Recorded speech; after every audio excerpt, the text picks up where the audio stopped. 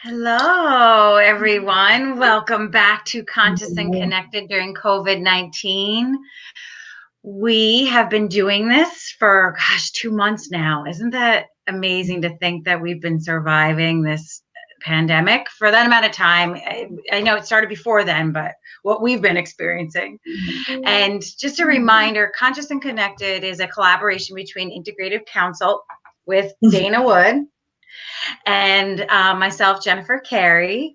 And we have been bringing on amazing guests like we have today to help bring gifts and tools and whatever they've been using to help them during this time. So I'm going to give it to Dana to introduce the lovely Jamie. I am really excited to introduce Jamie Molnar today. She is an incredible woman. She has an incredible story, and she truly is one of the most skilled, creative, resourceful therapists I know in this area, and I'm sure beyond this area. So I'm really grateful to have you here today and grateful to have you in my community. So I'm going to turn it over to you and start with the very first question, which we like to dive right in and ask, who are you? What is your story in under 4 minutes? Yeah.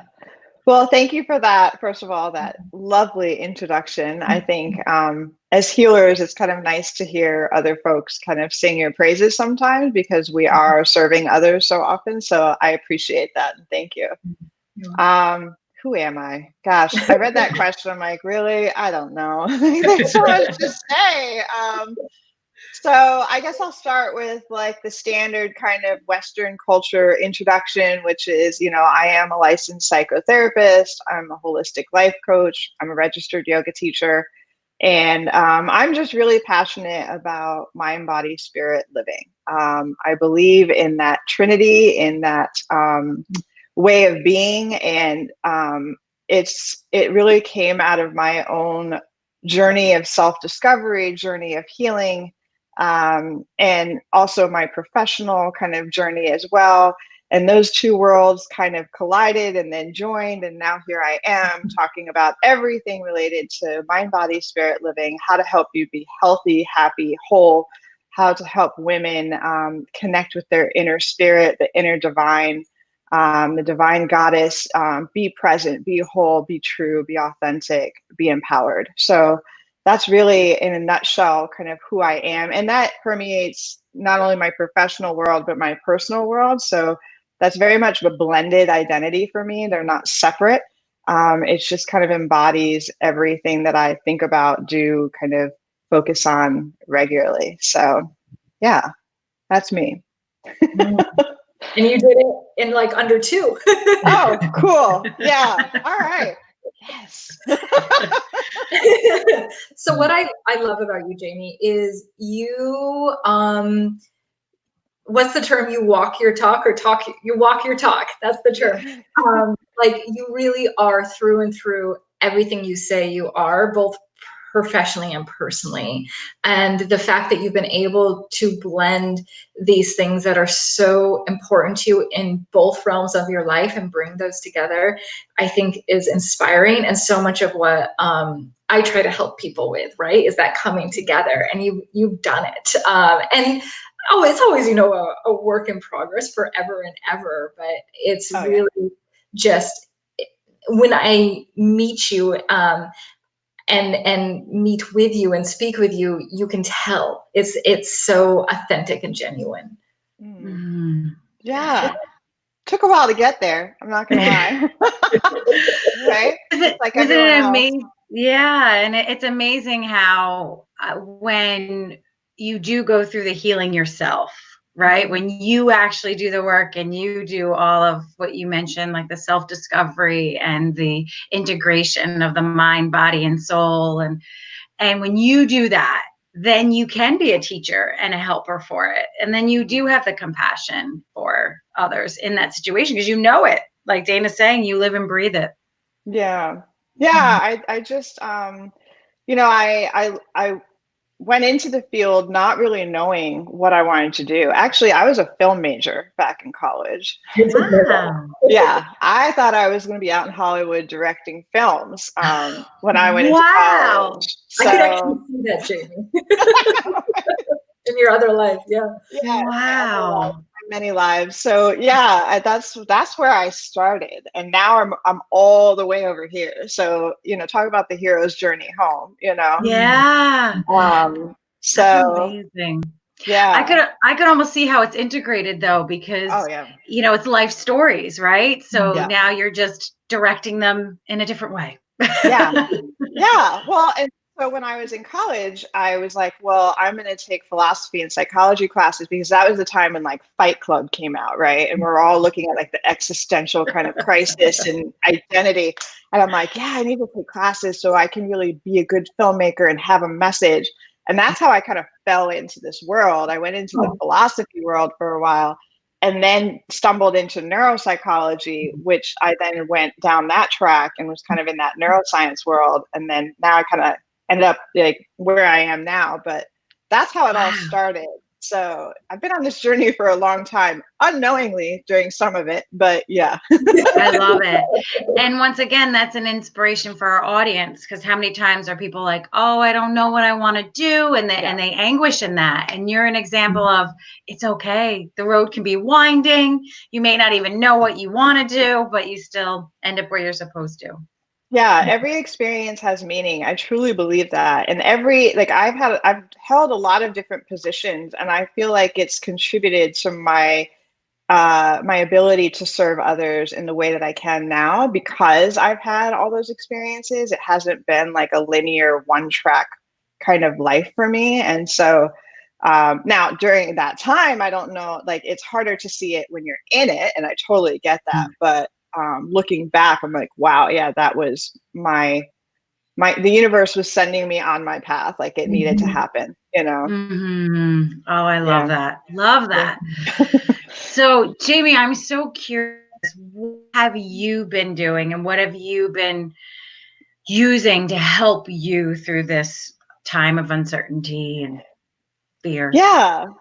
Well, I think what I wanted to talk about today is kind of what I have been doing, and something I'm really passionate about is intuitive self-care. So I think, we're in a unprecedented state of trauma right now collectively. The collective is really going through a transformation as a whole, and there's a lot of pieces to that. And I think, being intuitive and really in tune with yourself is the strongest tool the biggest tool you can use, the greatest tool right now to navigate the uncertainty and the stress and the anxiety and everything that's coming with this experience, because it really is unlike anything I've ever seen in my lifetime, and like most people have seen in their lifetime. And it's bringing all these different experiences.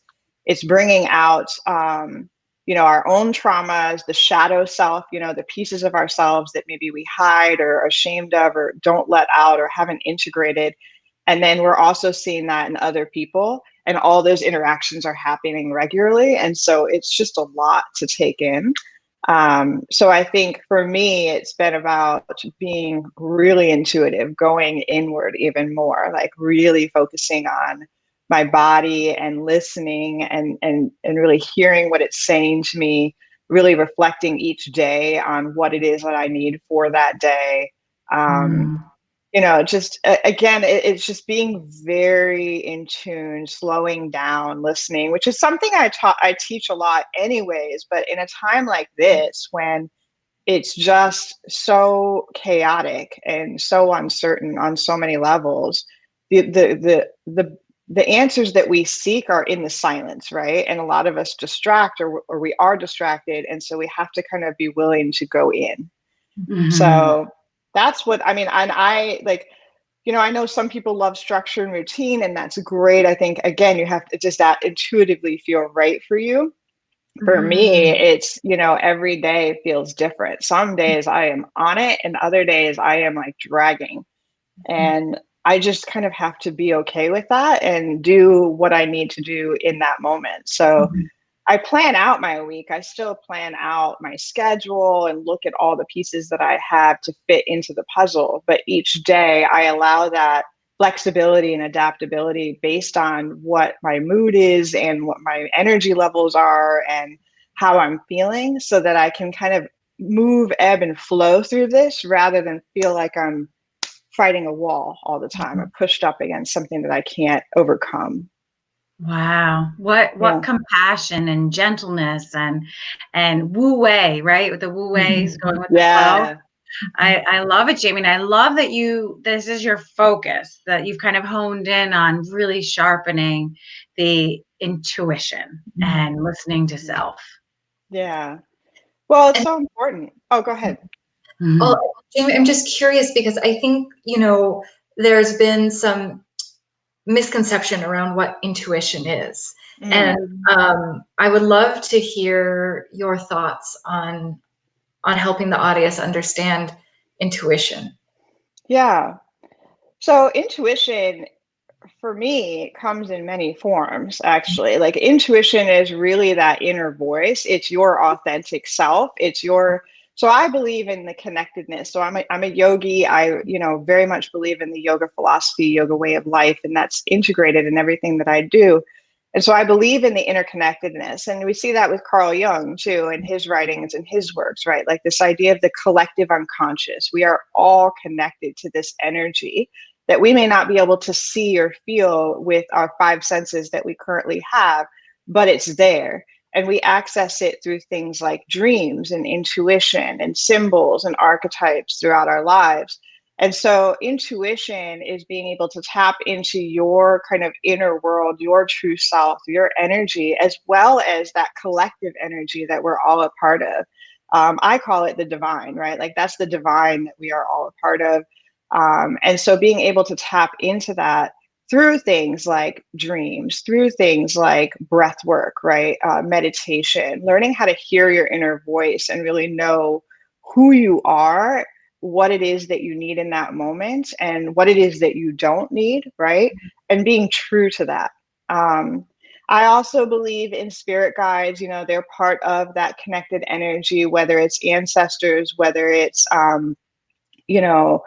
gods and goddesses, like however it manifests for you. But it's, that, again, that energy kind of talking to you and helping you know what's real, what's not for you, what's true, what's not for you.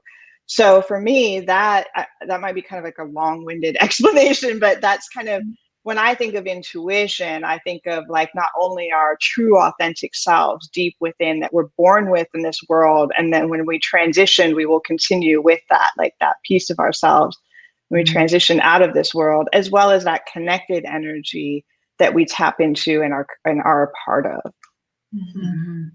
And it might all be the sort of same material, right? Yeah. Within and without. Yeah. And I think you mentioned, and I think it's so important just to say again, is that it's quiet, right? That inner voice is usually quiet. So when there's a lot of chaos or distraction or fear, it's hard to hear that. And what I'm hearing you say, that your sort of specific focus during this time is how to listen to that quietness within and to pay heed to it. And the more you do, probably the clearer it becomes. I'm imagining. Yeah. Well, and I'm also an empath and an HSP, a highly sensitive person, right? So I'm very aware of everything around me, and I can feel it. And so for me, particularly in a state of trauma like this, I have to be very mindful of how much energy I'm taking from other people, how much energy I'm taking from social media, right? Like all these other kind of outer world, energetic kind of forces, right? I have to be very mindful of that. So I need to go inward. I need to be quiet. And so I have felt the call this whole time to be very quiet and not engage with people so much beyond just like occasionally, right? Like really being still and okay with that. So yeah, I think depending on how you absorb energy, and that's where the intuitive self-care comes in, really paying attention. Like, what is my body telling me? What's my heart rate like? What What does my head feel like?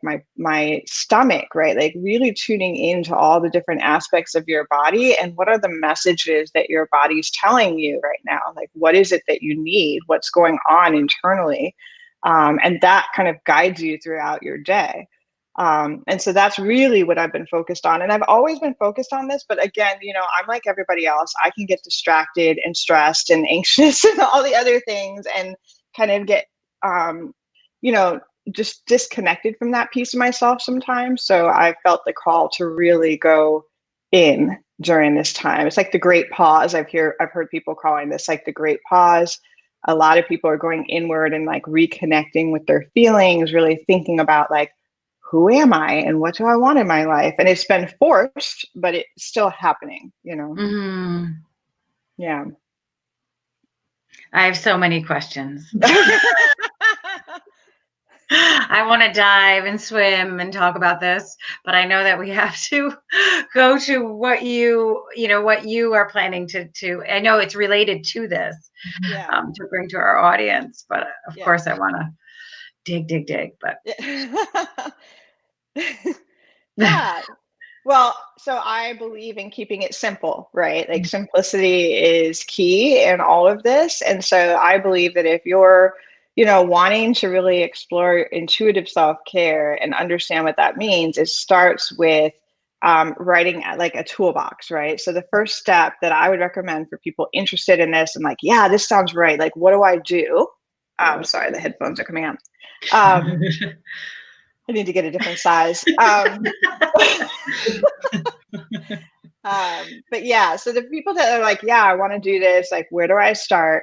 The first thing that I would say is to write out a list. So for mind, body, and spirit, write out a list of all the different things that you know help you in each realm. So for your mind or emotional health, what are the things that help you feel better? Is it meditation? Is it journaling? Is it art, right? Like, how do you express your feelings? How do you get them out? What helps you with that? And then you do the same with body, right? Is it yoga? Is it the beach body online? Is it walking outside? Maybe it's all those things, but just write out a list. Same with spirit. Is it prayer? Is it mantra? Is it chanting? Is it attending services, even if it's online? Is it connecting with other spiritual kind of folks in your community? Listing all of those things out. So that way you have, for mind, body, spirit, a bunch of tools that you can draw from when you need. So the first step is creating your self-care toolbox, if you will. And that way you have all these options that you can pick and choose from when you need them. Mm-hmm. So that's the first step. I don't know if either of you have like a toolbox like that you've designed or something similar. You're talking about a physical toolbox, like actually, just a list. Yeah, I definitely have done the list before. Yeah. Okay. Mm-hmm. Okay. Yes, but I like went imagery. I was like, like a box. We could create a box that we pull things out of. But no, and that would be the next step for sure. Oh, okay. Yeah. I love it. For sure. I love how you are able though to categorize it into these three simple categories that sometimes we might need some more body, sometimes we might need some more mind. Yeah. Okay, so the first step is to get the 3 columns and fill them with the things that are your go-tos. Yes. Okay. Yes, so you've got that. And I'm big on journaling. So I recommend like getting a journal for, your self-care, for all these kinds of practices. And that way you have that place you can always go to. But some people are digital. So even if it's online, right, just that space, that sacred space for your self-care, that you can get this information when you need it, when you need to access it. Mm-hmm. But the first step is, yes, you have the list, mind, body, spirit. What are all the practices that help me feel healed, whole, happy, right, within those categories? Step 2 is then to write a list of things that don't help you be well, right? So mainly it's mindless scrolling on Facebook or Insta. Maybe it's checking out and doing too many Netflix binges. Maybe it's emotional eating, right? So you list out all the behaviors that you engage in when you're not well, when you're not taking care of yourself, when you're not connected to yourself or to that collective energy. And I think that's really important because we need to be able to identify what our unhealthy coping patterns are in order to change them. Because a lot of times they're automatic, like we just do them. We don't even think about it, you know? So that would be step 2. All right. So then finally, step 3 would be to write a self-care affirmation. So, and I have like a workbook that I created for this. So I'm trying to kind of explain it from the workbook, but that's the next step is you create an affirmation. So what is it about self-care that's important to you? And that's something that you're going to have kind of around you all the time. Like for me, it's no. Very simple. So this is my year of no. It's on my vision board. It's like my mantra for the year. It speaks to me saying, if it's not a hell yes, it's a no for me right now. And that includes like energy, people, activities, right? Like no, because last year I did way too much and I burnt out. And so that was my reflection, is like my self-care mantra, my word for the year is no. Like it really needs to be, that is important for me. I love it. I love it. My coach always says sometimes the most loving thing you can say is no. Yeah. It's a good one. It's a good one. And so Jamie, just repeating. So step 3 is having like the one thing that you're always using for your intuitive self-care. Okay. And 2020 for you is no. 2020 for me is no. Yeah. Okay. Love it. So you've got your list, right? You've got your list of things that you don't do or you know are unhealthy for you. You've got your affirmation. Now you put it all together. So each day when you wake up, you take a look at your list and you check in with how you're feeling. You check on your mantra. How am I feeling today? Am I feeling happy? Am I feeling sad? What am I feeling in my body? And that's when you draw from your list for that day. Like, I feel like my body is hurting. I really need to do yoga. That's my self-care activity for today. Or, you know, I'm feeling like really anxious. I think today meditation needs to be it. So rather than scheduling, I love the idea of scheduling things throughout the week, but I think it should be blocks of time for self-care, not just like exercise or I'm going to do this class from 5 to 6, right? It should be self-care. So it allows for that flexibility and adaptability in your schedule, based on how you're feeling that day and what you need. And now you have that list available to you. You have options to draw from. If you notice that you're engaging in any of those unhealthy coping patterns, you have that list you can draw from. And you're always coming back to that mantra. Like, what is that mantra for me right now? Is it present? Is it no? Is it healthy? Like, what is it? And that's what helps you connect to what you need. Wow. I think this is fantastic, Jamie, because it really almost hardwires in this time to check in with self and to become really aware and ask yourself what I most need. But it's not something like ephemeral. It's very tangible because you've created this simple structure to go to. So it's like you rely on the structure, but ask yourself what I most need within that. People coming together of the yin and the yang. Exactly.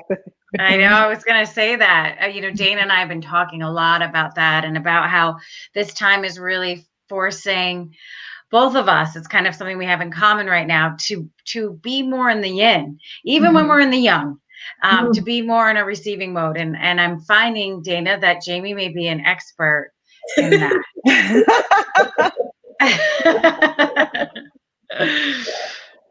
Yeah. Well, like so that's why, like, I love spiritual work. I love mind, body, spirit living. I love all of the abstract, but I feel like we need to also have things that are tangible and easy to use and implement, because the reality is people are busy. People have a lot of things going on. And so we need to make it accessible, right, for everybody. And yes, I love having the philosophical discussions around all these pieces and doing that deep work. But then I also want to give you very simple tools that you can use to actually implement it. So you're not just like, well, that sounds great and fantastic, but what the hell do I do with that? You know? Yeah, that's so true. That's so true. I think a lot of people in the audience is going to be really grateful for that. And you mentioned a workbook. Is there a way that people can get access to your workbook or contact you? I can give you all a link right, to where people can access that. It's the Intuitive Self-Care Checklist. So it walks you through all these steps. Wow. Yeah. I know a lot of people who will love that. Cool. So that's cool. Yeah. Yeah, again, it's allowing yourself, yes, we want to schedule time. We need schedules. We need some structure, but it's structure and flexibility and adaptability together. They don't need to be separate. They can mesh well, as long as we're intuitive with it and intentional with it, right? And so that's really why I created that workbook. And it came out of my own personal experience of doing that, because like, I had a tendency to write these schedules out, and then I would get like frustrated with myself because it's like, well, I was going to do this spin class from 9 to 9:30, but that day was like the week before my menstrual cycle, so I was not feeling well, right? Like, and so then I'm like, you know. So it feels a lot better to just allot time to self-care, and then that day determining what feels right for you based on where you are in your cycle, where you are in your life, like all of those pieces, because that's how life is. It's always changing and there's always something coming at us. So we have to be able to move and flow.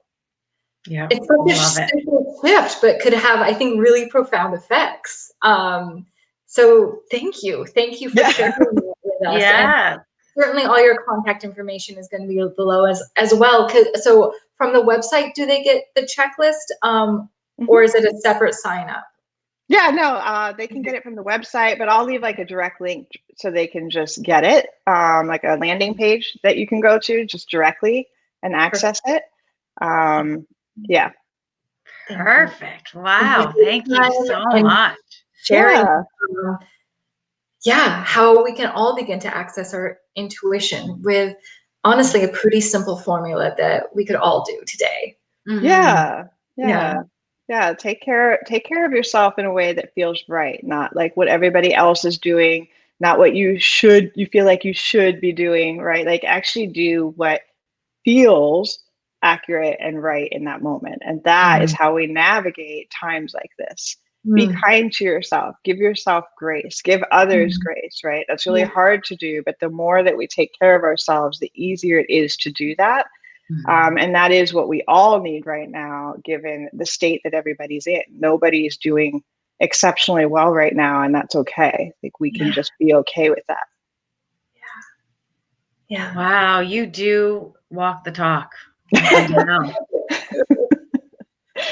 Yeah, I try. Well, and that's like a lot of what I teach has been like a blend of the professional, but then also my personal experiences and like trial and error and what works and what doesn't and all of these things. So everything's evidence-based, but then also tested. I love it. I've tried it myself at some point.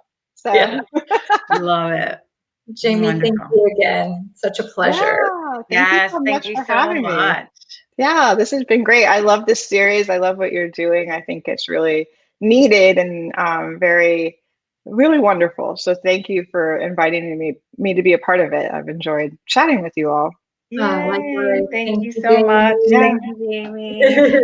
Bye, everyone. Bye-bye. Bye.